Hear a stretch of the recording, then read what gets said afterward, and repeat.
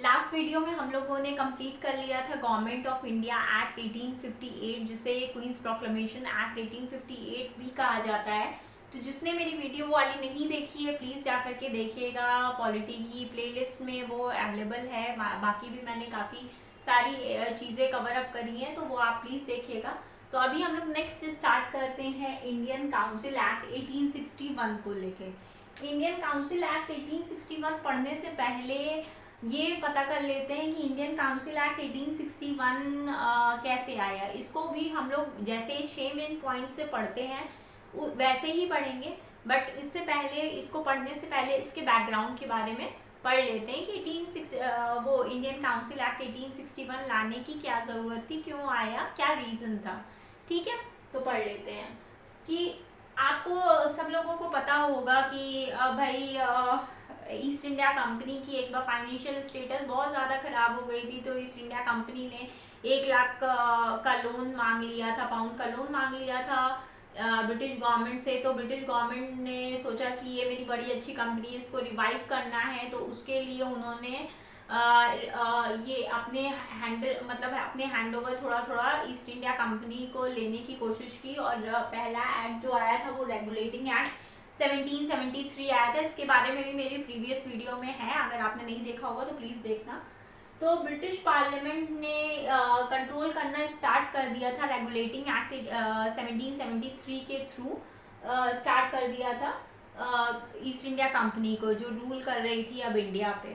ठीक है, तो उसके बाद क्या हुआ, फिर ये गवर्नमेंट ऑफ इंडिया एक्ट 1858 आया। वो क्यों आया था वो भी मैंने बताया हुआ है अपनी प्रीवियस वीडियोस में। उसमें 1857 का रिवोल्ट हुआ था, जिससे ईस्ट इंडिया कंपनी से बहुत सारे लोग नाराज़ थे और जिसकी वजह से रिवोल्ट हुआ था। और ये 1857 के रिवोल्ट को कहा जाता है फर्स्ट वॉर ऑफ इंडिपेंडेंस भी कहा जाता है। ठीक है, बहुत बड़ा रिवोल्ट था। तो इसके बाद ब्रिटिश गवर्नमेंट ने सोचा कि अब ईस्ट इंडिया कंपनी हैंडल नहीं कर सकती है इंडिया को, तो पूरा कंट्रोल अपने हाथों में ले ले east India company, British government अपने हाथों में ले ले। तो पूरा टेक ओवर ले लिया था ब्रिटिश गवर्नमेंट ने। इंडियन एडमिनिस्ट्रेशन की पूरी कमर्शियल एक्टिविटीज़ तो पहले ही ख़त्म हो चुकी थी। ठीक है, जिसके लिए उन्होंने गवर्नमेंट ऑफ इंडिया एक्ट 1858 लाया था, तो वो हो गया था। उसके बाद क्या हुआ कि जब कंप्लीट कंट्रोल ले लिया ब्रिटिश गवर्नमेंट ने अपने हाथ में, तो उनको ये लगा कि भाई जो जब ईस्ट इंडिया कंपनी रूल कर रही थी तो उसने अपने हिसाब से लेजिस्लेटिव फंक्शंस और एडमिनिस्ट्रेटिव एक्टिविटीज़ अपने हिसाब से करके रखी हुई थी। जब कंप्लीट कंट्रोल ब्रिटिश गवर्नमेंट ने अपने हाथ में ले लिया था, तो ब्रिटिश गवर्नमेंट ने सोचा कि ईस्ट इंडिया कंपनी इतने टाइम से जो लेजिस्लेटिव फंक्शंस है और जो एडमिनिस्ट्रेटिव फंक्शंस है वो अपने हिसाब से करके उन्होंने रखा था। तो अब जो कि कंट्रोल ले लिया है ब्रिटिश गवर्नमेंट ने, तो वो अपने हिसाब से करना चाहती थी, उसको ओवरहॉल करना चाहती थी, जिसकी वजह से उन्होंने 3 काउंसिल एक्ट लेकर के आए।